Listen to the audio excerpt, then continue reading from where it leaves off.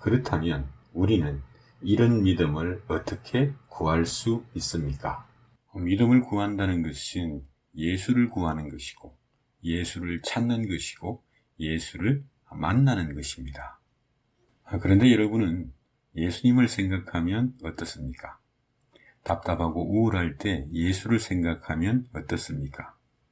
저는 때로 예수님이 멀리 느껴질 때가 많습니다.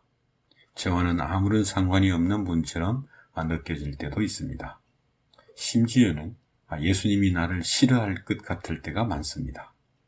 우리는 그렇게 예수를 상상합니다. 예수를 느낍니다. 왜 그렇게 상상하고 왜 그렇게 느낄까요?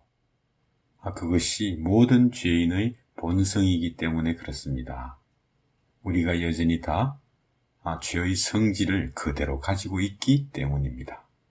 세상의 사고방식이 우리의 마음과 감정과 생각을 여전히 지배하고 있기 때문에 그렇습니다.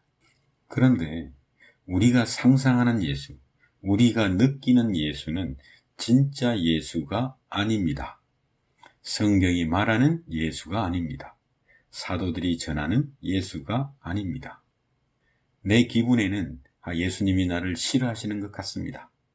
나와 상관없이 저 멀리 계신 것 같습니다. 나에게는 아무런 관심도 없는 것 같습니다. 그러나 그것은 진리가 아닙니다. 우리를 찾아오셔서 당신 자신을 우리에게 보여주신 예수님을 만나야 됩니다. 우리를 사랑하사 자기 목숨을 십자가의 고난과 죽음에 내어주신 예수님만이 진짜 예수님입니다.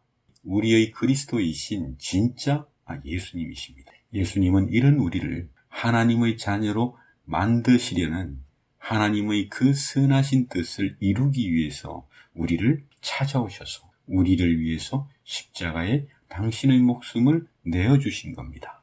우리가 실패와 비참의 현장에서 가짜 예수, 내가 상상하는 예수를 찾아가면 인생은 정말 걷잡을 수 없는 수렁에 빠집니다. 저는 저를 싫어할 것 같은 가짜 예수 때문에 정말 오랜 시간 진짜 예수를 만나지 못했습니다. 내 생각 속에 있는 이 가짜 예수를 벗어나서 진짜 예수를 만나기까지 정말 많은 시간을 방황했습니다. 바로 여기가 믿음의 헌신과 열정과 열심이 필요한 자리입니다. 많은 사람들은 여전히 엉뚱한 곳에서 헌신과 열정을 불태우고 있는 것 같습니다. 히브리서 11장 16절이 말합니다. 하나님은 그들의 하나님이신 것을 부끄러워하지 않는다. 부끄러워하실 것 같고 부끄러워할 수밖에 없을 것 같은데 하나님은 부끄러워하지 않으실 뿐만 아니라 기뻐하신다는 겁니다. 왜 그렇습니까? 베드로서 2장 10절이 이렇게 말합니다. 전에는 너희가 하나님의 백성이 아니었고 하나님의 긍휼을 얻지 못했다. 그러나 이제는 하나님의 백성이요 하나님의 긍휼을 입었다. 하나님께서 예수 안에서 우리를 구원하심으로 백성 아닌 자들이 백성이 되고 자녀 아닌 자들이 하나님의 자녀가 되었다는 말입니다.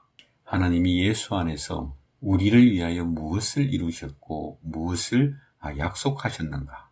정말 이 사실에, 이 진리에 헌신하시고 또한 열심을 내시기를 축원드립니다.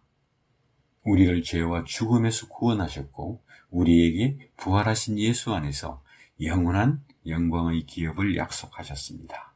이 약속으로 인해서 우리는 하나님의 언약의 대상이 되었습니다. 언약적 관계가 된 것입니다. 우리가 창조주 하나님과의 언약을 가진 그런 존재가 된 것입니다.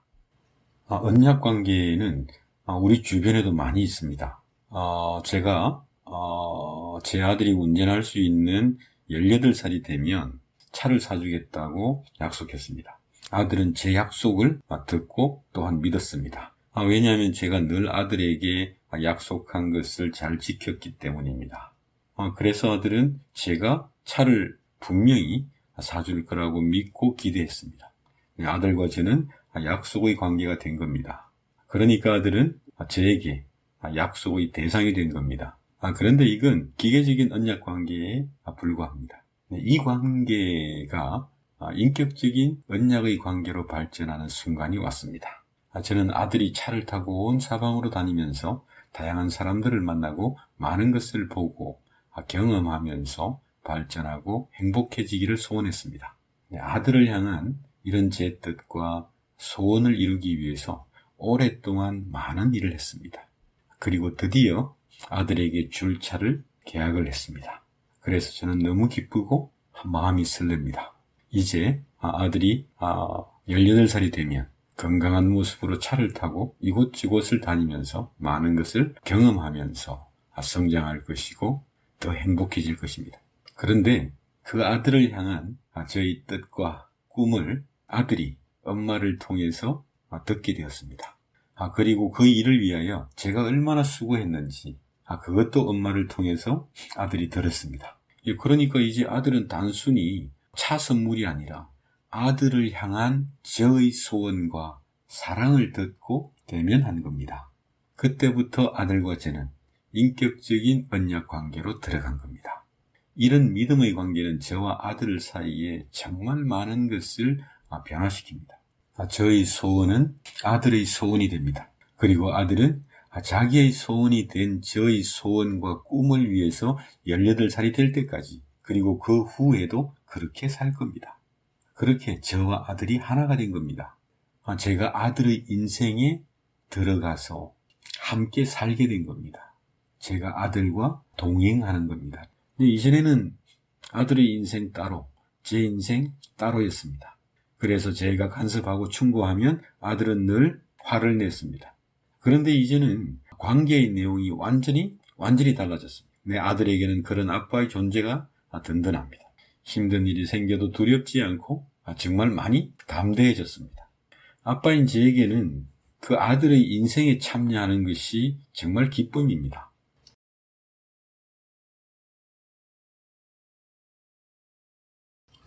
하나님은 그 아들을 십자가의 죽음에 내어주시기까지 하시면서 무엇을 이루고자 하십니까? 우리를 위하여 그 아들을 주시기까지 하시면서 우리에게 진정으로 무엇을 주고자 하시는 겁니까? 그 아들의 고난을 통해서 우리를 구원하시고 우리에게 진정으로 주고자 하시는 것이 무엇입니까? 우리는 그 아들의 고난의 죽음에서 우리를 향한 하나님의 뜻을 대면할 수 있습니다. 우리를 향한 하나님의 사랑과 긍휼이 무엇인지를 그 아들의 죽음과 부활 안에서 대면합니다. 그 아들의 죽음 안에서 우리를 구원하시고 우리에게 주고자 하시는 것, 그 영광의 기업을 바라볼 수 있습니다. 하나님의 한없는 사랑과 긍휼이 무엇을 목적으로 하는지를 정말 사실적으로 보는 겁니다. 예수 안에서 우리는 더할 수 없는 하나님의 진정성을 대면하는 것이죠. 다시 말씀드립니다. 아들까지 내주시면서 우리를 죄와 죽음에서 구원하신 하나님이 진정으로 우리에게 주고자 하는 것이 무엇입니까? 하나님이 진정으로 이루고자 하시는 것이 무엇입니까? 우리가 그것을 바라보면 하나님은 우리의 하나님이 되시고 우리는 하나님의 백성이요 하나님의 자녀가 됩니다. 네, 하나님이 진정으로 우리의 하나님이 되시는 그 자리에서 우리는 비로소 인격적인 언약 관계가 무엇인지를 발견하게 되는 겁니다. 네, 이 말씀을 드리려고 앞에서 저와 제 아들의 관계를 하나의 예로 들어 먼저 말씀드린 겁니다. 네, 하나님께서 완성하실 그 창조 세계의 상속자로 영광의 기업의 후사로 우리를 부르셨습니다. 이 약속이 우리 마음에 계속 담아져 있으면 하나님은 우리 삶 속으로 들어오십니다. 우리 안에 거하시고 우리와 동행하십니다. 이보다 더 놀라운 일이 어디 있습니까? 저 같은 사람의 이 인생을 저와 하나님이 공유하는 겁니다. 창조주 하나님이 제 삶에 참여하시는 겁니다. 당신의 책임으로, 당신의 의무로, 당신의 사랑으로 저 같은 사람의 인생에 참여하시는 겁니다. 당신의 기쁨을 위하여, 당신의 영광을 위하여 제 인생을 사시는 겁니다. 그래서 갈라디아서 2장 20절에서 사도 바울은 이렇게 고백합니다. 이제는 내가 살아도 내가 사는 것이 아니요 그리스도 예수께서 내 안에 사시는 것이다. 그래서 사도 바울은 정말 로마의 차디찬 감옥 안에서도 자신의 삶에 대해서 완전히 만족한다고 말하는 겁니다. 정말 실패할 수 없는 인생을 사는 담대함이 그 자리에만 있습니다. 이보다 더 영광스럽고 이보다 더 감사하고 이보다 더 우리를 담대하게 하는 것은 결코 없습니다. 무엇보다도 이런 믿음을 구하십시오. 이런 믿음으로 살지 못했다면 이런 믿음을 구하십시오. 넘치도록 후히 주시는 하나님께 이런 믿음을 구하십시오. 스스로 만들려고 하지 맙시다. 이런 믿음을 주시기 위해서 그 아들을 십자가에 내어주신 하나님은 지금도 변함없이 우리와 함께 하십니다. 그 하나님께 구합시다. 기독교 신앙은 영원히 구하는 신앙입니다. 왜냐하면 하나님이 그런 분이시기 때문에 그렇습니다. 그것이 하나님 나라의 특징이기도 합니다. 지금까지 이런 믿음이 아닌 믿음의 흉내를 내면서 살았다면 지금 이런 믿음을 구합시다. 죄와 비참의 열매로 정말 괴롭다면 그저 은혜만 바라지 말고 이런 믿음을 구합시다. 그것이 우리가 해야 할 믿음의 헌신이요, 믿음의 열정이요, 또한 믿음의 열심입니다. 왜냐하면 구하는 대로 주시는 분은 하나님 한 분뿐이십니다.